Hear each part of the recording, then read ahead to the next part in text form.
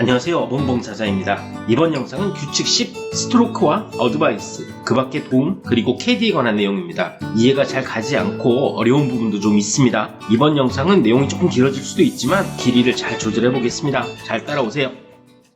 자, 규칙 10.1a는 스트로크에 관한 내용입니다. 스트로크를 할 때는 반드시 클럽 헤드로 볼을 쳐야 합니다. 헤드로만 볼을 친다면 페이스로 쳐도 되고 헤드 뒷면 또는 토우나 힐로 볼을 쳐도 됩니다. 물론 헤드로 치려고 했는데 우연히 샤프트에 맞은 경우는 페널티가 없어요. 고의가 아닌 경우에요. 장비 규칙에서 클럽은 전통적인 모양을 가져야 하고 샤프트와 헤드를 가진 것이라고 명시를 하고 있습니다. 또한 용어의 정의에서 스트로크를 보면 스트로크란 볼을 보내고자 하는 방향으로 그 볼을 치기 위하여 클럽을 움직이는 동작을 말한다라고 되어 있습니다. 스트로크를 할 때는 클럽과 볼 사이에 순간적인 접촉만 있어야 하고 볼을 밀어내거나 끌어당기거나 퍼올려서는 안 됩니다. 가이드북에 이에 관한 추가 설명이 있습니다. 클럽 헤드로 볼을 치더라도 당구 치듯이 스트로크하는 것이 볼을 밀어내는 것이고 백스윙 없이 볼을 치는 것도 볼을 밀어내는 스트로크가 됩니다. 사진처럼 자신적으로 볼을 끌어당기는 것도 스트로크 방법 위반이 될 수 있어요. 물론 이 자세 자체가 위반은 아닙니다. 이런 자세로 하더라도 볼과 순간적인 접촉만 있다면 규칙 위반에 해당하지 않아요. 하지만 순간적인 접촉이 아닌 끌어당기는 퍼트가 될 가능성이 높기 때문에 하지 않는 것이 좋습니다. 규칙 10.1을 위반해서 스트로크를 하면 일반 페널티를 받게 됩니다. 또 스윙을 할 때 우연히 2번 이상 볼을 맞췄더라도 그것은 한 번의 스트로크로 간주되어서 페널티를 받지 않습니다. 로브샷이나 짧은 거리 어프로치를 할 때 발생할 수는 있겠지만 페널티는 없다는 거 기억하세요. 규칙 10.1b는 클럽을 고정시키는 것에 관한 내용입니다. 고정에는 직접적인 고정과 간접적인 고정이 있어요. 직접적인 고정이라고 하면 이 그림에서 오른쪽 그림과 같이 그립 끝이나 클럽을 잡은 손을 몸에 붙여서 스트로크하는 것을 말합니다. 하지만 왼쪽 그림처럼 그립을 자신의 팔뚝에 대는 것은 허용돼요. 팔뚝이란 규칙에서 팔꿈치 아래부터 손목까지를 의미합니다. 간접적인 고정은 규칙에서는 고정점을 사용하여 즉 팔뚝을 자신의 몸 어딘가에 대고 클럽을 쥐인 손을 다른 한 손이 클럽을 휘두를 수 있는 안정점으로 사용해서 클럽을 고정시켜서는 안 된다라고 하고 있는데 잘 상상이 안 되시죠? 이것도 그림과 가이드북을 한번 보겠습니다. 그림에서 오른쪽 그림에서 보는 것처럼 고정점이라는 것은 롱퍼터를 사용할 때처럼 두 손을 떨어뜨려 클럽을 잡은 상태에서 어느 쪽 팔뚝이든 몸에 대고 있는 상태를 말합니다. 이것이 간접적으로 클럽을 고정시킨 것이에요. 하지만 이렇게 두 팔을 떨어뜨려 잡았더라도 어느 쪽 팔뚝이라도 몸에 대지 않고 그립 끝을 몸에 댄 경우가 아니라면 규칙 위반이 아닙니다. 클럽이나 팔뚝이 몸이나 옷에 그냥 닿은 것은 규칙 위반이 아니에요. 고의로 댄 것이 규칙 위반입니다. 이것도 위반하면 일반 페널티를 받게 됩니다. 규칙 10.1c는 사진처럼 고의로 플레이 선이나 후방의 연장선의 양쪽을 밟거나 가로질러서 스트로크를 하지 말라는 것입니다. 아까 보여드렸던 자세를 다시 한번 보면 이 사진처럼 하면 플레이 선의 연장선을 밟고 선 자세가 아니냐라고 생각할 수 있겠지만 플레이 선은 지면보다 위로는 연장되지만 홀을 지나서 연장되진 않아요. 즉 이 자세는 플레이 선의 연장선을 밟고 선 것이 아니란 얘기입니다. 물론 동반자의 플레이선을 밟지 않기 위해서 그렇게 한 경우는 예외적으로 페널티가 없어요. 이것도 위반하면 일반 페널티를 받습니다.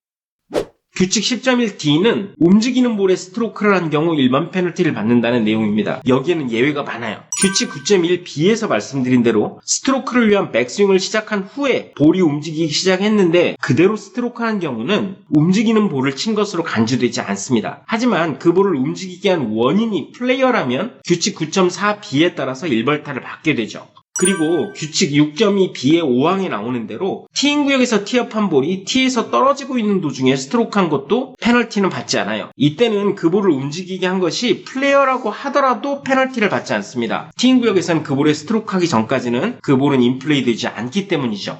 그리고 페널티 구역이나 일시적으로 고인물의 물속에서 움직이는 볼에 스트로크를 했더라도 페널티를 받지 않습니다. 그리고 구제를 받기 위해서 그 움직이는 볼을 그냥 집어 올리더라도 페널티는 없어요. 규칙 6.3c에서 말씀드린 대로 물속에서 움직이는 볼이 자신의 볼이라고 생각해서 스트로크 했는데 그 볼이 잘못된 볼이라고 밝혀졌더라도 잘못된 볼을 친 것에 대한 페널티도 받지 않아요. 물론 반드시 그 잘못은 바로잡고 인플레이 볼을 다시 플레이하도록 하고 있습니다. 움직이고 있는 볼을 스트로크하면 일반 페널티를 받게 됩니다.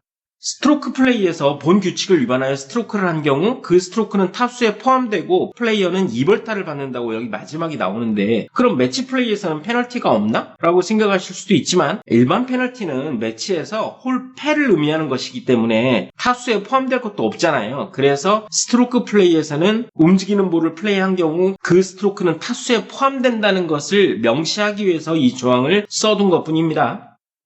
자, 규칙 10.2a는 어드바이스에 관한 내용입니다. 용어의 정의에 나오는 대로 어드바이스란 홀이나 라운드를 플레이하는 동안 클럽 선택, 스트로크나 플레이 방법에 영향을 미칠 의도를 가지고 하는 모든 말이나 행동을 의미하죠. 벙커의 위치나 그린의 위치, 홀까지 남은 거리, 바람의 방향, 골프 규칙 등은 어드바이스에 해당하지 않습니다. 어드바이스를 줄 수 있는 사람은 플레이어의 캐디뿐입니다. 물론 편으로 경기하는 포썸이나 포볼 등의 경기에서는 플레이어의 파트너와 그 파트너의 캐디는 어드바이스를 할 수 있어요. 그리고 다른 플레이어의 캐디백을 덮어둔 수건을 치워서 그 플레이어가 직전에 어떤 클럽으로 스트로크를 했는지 확인하는 것도 이 규칙에 위반됩니다. 물론 골프백에는 손대지 않고 눈으로만 확인했다면 규칙 위반은 아니에요. 그리고 이 규칙은 라운드 전이나 플레이가 중단된 동안, 그리고 라운드와 라운드 사이에서는 적용되지 않습니다. 즉 이때는 어드바이스를 할 수 있다는 얘기죠. 플레이가 중단되었을 때 자신의 코치에게 어드바이스를 받아도 되는 것이고요. 스트로크 플레이에서 정규 라운드가 끝나고 연장전을 시작하기 전에 자신의 코치뿐 아니라 다른 사람에게 어드바이스를 받아도 돼요. 기억하시죠? 스트로크 플레이의 플레이오프는 새로운 라운드라고 했으니까 플레이어는 라운드와 라운드 사이에 있는 것이 됩니다. 물론 매치 연장전은 기존 라운드의 연속이라고 했으니까 매치에서 연장전을 가기 전에 코치에게 어드바이스를 요청하면 규칙 위반에 해당되겠죠. 어드바이스 위반도 일반 페널티를 받게 됩니다. 자, 규칙 10.2b 그 밖의 도움에 관한 내용입니다. 1항부터 5항까지 있는데 구분을 잘 해서 이해를 해야 되고 문장 자체를 좀 꼼꼼하게 읽어야 됩니다. 잘 따라오세요. 1항은 캐디로부터 플레이선 또는 방향에 관한 도움을 받는 내용이고, 2항은 캐디를 제외한 사람에게서 방향에 관한 도움을 받는 내용입니다. 플레이어에게 방향에 도움을 주기 위해서 캐디가 어떤 물체를 지면에 내려놓는 것은 허용되지 않습니다. 즉 코스 어디에서든 캐디가 플레이어에게 이 지점을 보고 플레이하라고 어떤 물체를 지면에 내려놓으면 즉시 이 규칙 위반이 됩니다. 내려놓는 순간 페널티가 발생하고 한번 내려놓으면 그것을 제거하더라도 페널티를 면할 수 없습니다. 뒤에 나오지만 내려놓지는 않고 캐디가 그것을 잡고 있다면 규칙 위반이 아니에요. 즉 캐디가 클럽이나 깃대를 든 채로 지면에 대고 방향을 알려주거나 도움을 주는 것은 허용된다는 말입니다. 스트로크를 하는 동안 캐디는 플레이선에 서 있으면 안 되고 지면의 한 지점을 가리키는 동작도 해서는 안 됩니다. 스트로크를 하는 동안이에요. 스트로크를 하기 전에는 허용된다는 말이죠. 스트로크를 하기 전에만 비껴서면 됩니다. 이때는 플레이어가 스탠스를 풀지 않아도 돼요. 이것을 제한구역과 혼돈하시면 안 됩니다. 캐디가 제한구역에 서 있는 경우는 플레이어도 스탠스를 풀어야 되고 캐디도 제한구역에서 비껴 서야 됩니다. 이건 제한구역에 해당하는 것이고요. 제한구역이 아닌 앞에 플레이 선상에 서 있었던 경우, 아니면 플레이 방향에 도움을 주기 위해서 지면을 가리키거나 하는 동작을 하고 있을 때는 스탠스를 풀지 않아도 됩니다. 두 개를 구분하셔야 합니다. 여기 제한구역은 뒤에서 다시 한번 설명하겠습니다. 플레이 선상에 있더라도 깃대를 잡아주기 위해서 그렇게 서 있는 것은 규칙이 위반되지 않습니다. 규칙 10.2b 위반도 모두 일반 페널티에 받게 됩니다. 2항은 캐디가 아닌 사람으로부터 방향에 도움을 받는 것에 관한 내용입니다. 기본적으로 캐디가 아닌 사람은 방향에 관한 도움을 줄 수 없어요. 다만 그린이 보이지 않는 곳에서 그린의 방향을 알려주기 위해서 어떤 나무를 가리키는 동작처럼 이미 알려진 정보를 주는 것은 가능합니다. 또한 볼이 퍼팅 그린 밖에 있을 때 플레이 선에 서 있는 것도 가능해요. 뒤집어 보면 볼이 퍼팅 그린에 있을 때는 캐디가 아닌 사람은 방향에 도움을 주는 행동을 할 수 없다는 것이죠. 그리고 방향에 도움을 주기 위해 서 있던 사람은 플레이어가 스트로크 하기 전에 반드시 비껴 서야 합니다. 3항입니다. 아까 캐디가 방향에 도움을 주기 위해서 어떤 물체를 지면에 내려놓는 것은 규칙 위반이라고 했습니다. 3항은 캐디뿐만 아니고 모든 사람, 특히 플레이어에게 해당하는 조항입니다. 에이밍이나 얼라이먼트에 도움을 받기 위해서 어떤 물체를 지면에 내려놓는 것은 이 조항에 위반되죠. 한번 내려놓으면 즉시 규칙 위반이 되어서 다시 그 물체를 집어 올려도 규칙에 위반됩니다. 하지만 내려놓지만 않으면 됩니다. 사진에 보는 것처럼 클럽을 들고 에이밍이나 얼라이먼트에 도움을 받는 것은 규칙 위반이 아니에요. 또한 클럽 헤드를 밟아서 탄도를 체크하는 행동 같은 경우도 클럽이 몸에 닿아 있기 때문에 규칙이 어긋나지 않아요. 퍼팅 그린에서 퍼터를 지면에 대고 플레이 선을 체크하는 것도 모두 가능한 행동입니다. 다만 지면에 어떤 표시를 한다든지 나뭇잎 같은 것을 에이밍에 도움을 받기 위해서 플레이 선의 앞이나 후방으로의 연장선에 두는 것은 모두 규칙에 위반됩니다. 그래서 일반 페널티를 받게 되죠. 자, 사항. 캐디의 제한구역입니다. 제한구역이란 플레이어가 스탠스를 취하기 시작하고 스트로크를 할 때까지 볼 후방의 플레이선의 연장선상이나 그 가까이를 말합니다. 플레이어가 스탠스를 서기 시작한 후에 캐디는 이 제한구역에 서 있어서는 안 됩니다. 캐디가 이 제한구역에 서 있다가 말없이 비껴 서는 것도 올바르게 에이밍을 했다는 신호가 될 수 있기 때문에 허용되지 않아요. 이렇게 제한구역에 서 있었다면 플레이어는 스탠스에서 물러나고 캐디도 그 제한구역에서 벗어나야 합니다. 그렇지 않으면 플레이어는 일반 페널티를 받게 돼요. 에이밍에 도움을 주기 위한 것이 아니라면 제한구역에 서 있을 수도 있지만 괜한 오해를 받지 않으려면 하지 않는 것이 좋겠죠.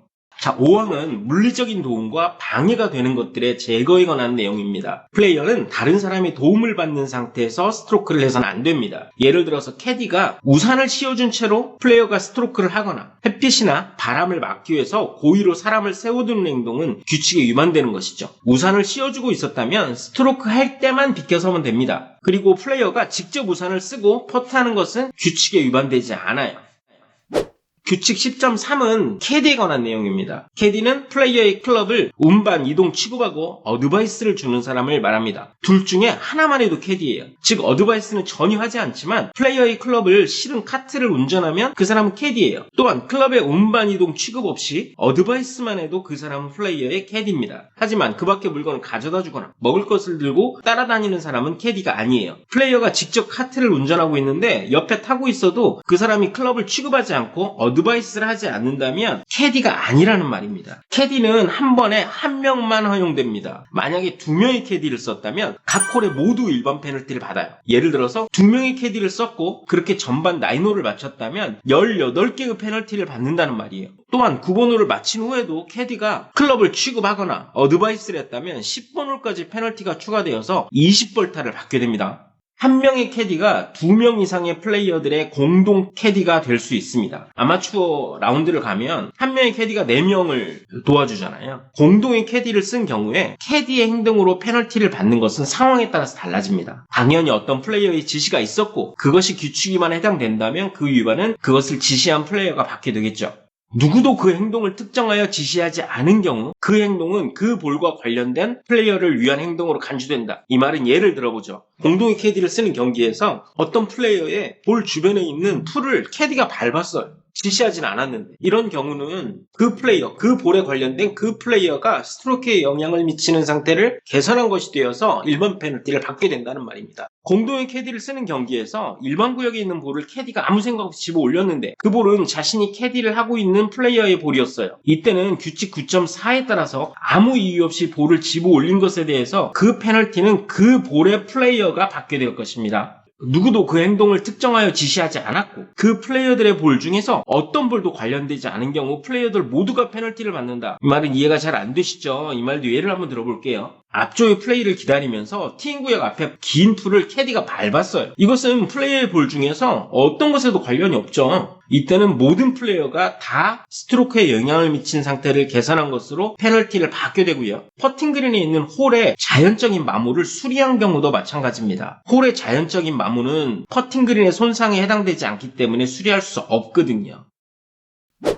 규칙 10.3b는 캐디가 할 수 있는 행동과 플레이어의 위임이 있는 경우에만 캐디가 할 수 있는 행동, 그리고 캐디가 할 수 없는 행동에 관한 내용입니다. 언제나 허용되는 행동은 특별하게 어려운 게 없어요. 클럽을 운반 이동 취급하고 퍼팅 그린에서 모래와 흩어지는 걸 제거하고 손상을 수리하는 행동도 언제나 위임 없이 할 수 있고 플레이어의 볼이 퍼팅 그린에 있는 경우도 위임 없이 언제나 플레이어의 볼을 집어 올려서 닫고 리플레이스하는 것도 허용됩니다. 플레이어가 규칙에 따라 구제를 받을 것이라고 판단하는 것이 합리적인 경우라고 하면 예를 들어서 카트도로에 정지한 볼을 플레이어가 구제를 받겠다고 말을 했다면 위임 없이 그 볼을 집어 올릴 수 있다는 것이고 페널티 구역으로 간 볼에 대해서 측면 구제를 받기 위해서 플레이어가 구제 구역을 측정하고 있다면 구제를 받을 것이라고 합리적으로 생각할 수 있잖아요. 이때는 캐디가 페널티 구역에 있는 볼을 플레이어의 위임 없이 집어 올릴 수도 있다는 것입니다. 캐디가 플레이어의 위임을 받은 경우에만 할 수 있는 행동입니다. 위임은 각각의 상황마다 특정해서 해야 하고요.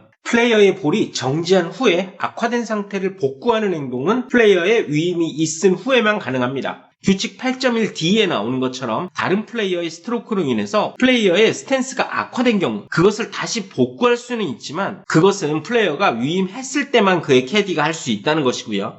그리고 플레이어의 볼이 퍼팅 그린 밖에 있을 때 그 볼을 리플레이스할 것을 요구하는 규칙에 따라서 그 볼을 집어올리는 행동도 플레이어가 위임한 경우에만 가능합니다. 이 말이 조금 이해가 안 되실 텐데 예를 한번 들어볼게요. 코스에서 움직인 볼은 기본적으로 반드시 원래의 지점에 리플레이스를 해야 합니다. 일반 구역에서 실수로 자신의 볼을 찬 경우 또는 외부 영향이 플레이어의 볼을 움직이게 한 경우 반드시 원래의 지점에 리플레이스를 해야죠. 이때 그 볼을 리플레이스하기 위해 가져다 달라고 플레이어가 위임한 경우만 그의 캐디가 그 볼을 집어 올릴 수 있다는 말이에요.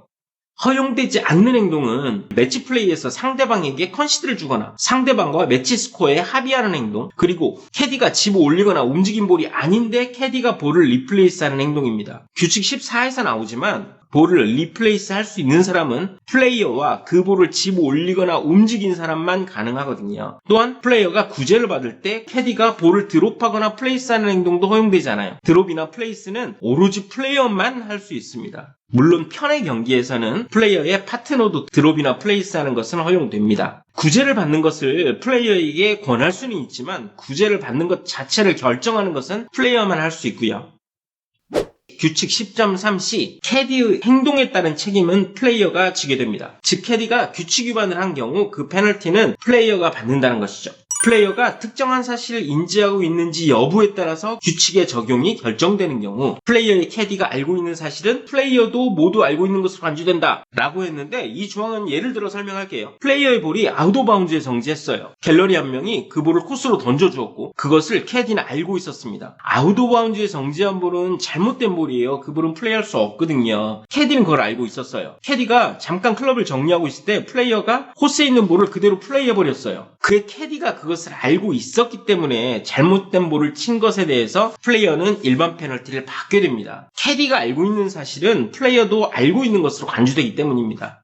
스트로크 플레이에서 아웃 오브 바운드에 있는 볼을 던져준 경우 그것을 모르고 플레이를 했다면 원래는 잘못된 볼을 플레이한 것에 대한 페널티를 받지 않아요. 그리고 플레이어가 다른 홀에서 스트로크를 하기 전에 그 사실을 알게 되었다면 돌아와서 그 잘못을 바로 잡으면 됩니다. 하지만 이런 경우엔 캐디가 알고 있었기 때문에 잘못된 볼을 친 것에 대한 페널티를 받게 된다는 말입니다. 자, 오늘은 규칙 10 스트로크와 어드바이스, 그 밖의 도움, 캐디에 관해서 말씀드렸습니다. 이 규칙은 특히 문장과 문구 하나하나를 꼼꼼하게 읽어야 되는 그런 조항들이 많은 규칙입니다. 잘 이해하셨기를 바랍니다. 다음 영상은 규칙 11, 움직이고 있는 볼이 사람이나 동물 또는 외부 영향을 맞춘 경우 또는 움직이는 볼을 고의로 막거나 방향을 바꾼 경우에 관한 규칙입니다. 오늘도 수고하셨습니다. 감사합니다.